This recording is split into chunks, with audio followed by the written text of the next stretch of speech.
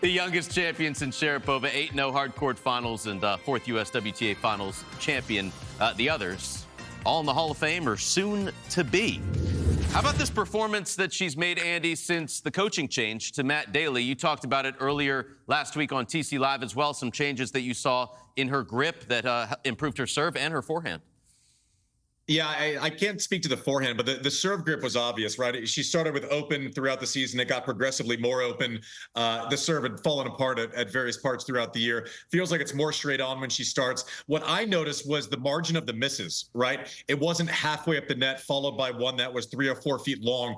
If she misses one long, it's by 6 inches. If she misses one in the net, it's at the top of the net. So that margin really does matter, especially when you've been struggling with confidence on a given shot. But this has to feel great for Coco. I think she needed a strong post-US Open, maybe more than any of the top players did.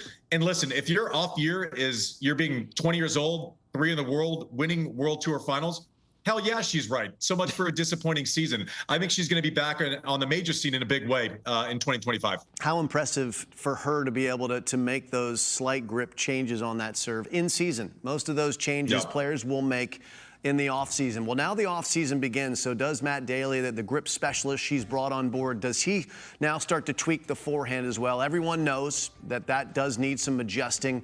Now's the time to do it. So between now and the Australian Open, there is some time. And I think, Andy, last year, if I'm not mistaken, she got home from the end of her season, and a couple days later, she was on a plane to come see you to tweak her serve. Doesn't seem like she's one who's going to sit at home for long and not go to work on what she needs to fix, right?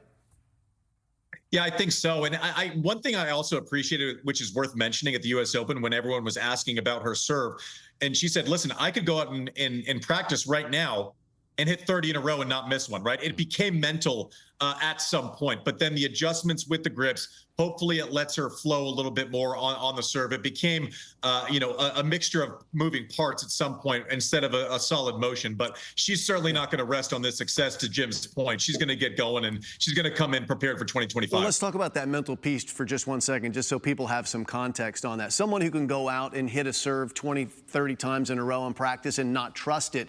So how do you fix that? You give them something else to think about. So you sort of, it's a mind trick. So if we do a minor thing to our grip, now we might just believe, well, today's different, my grip is different, and then I can trust it in a match. It may be complete 3-card Monty by coaches, but that's part of the psychology that coaches also will bring into play to try and make things feel different, even if they're not. But this does look like there's some significant difference to it. Now we need to see that on the forehand. Yeah, and it certainly was able to work. She beat the #1 and #2 players in the world on the way to winning this title. And I think most significant is that win against Iga Swiatek, who she had the horrible head-to-head against. That was big. That's a turning point, I believe, in that matchup going forward. Coco Gauff heading into the offseason as a champion.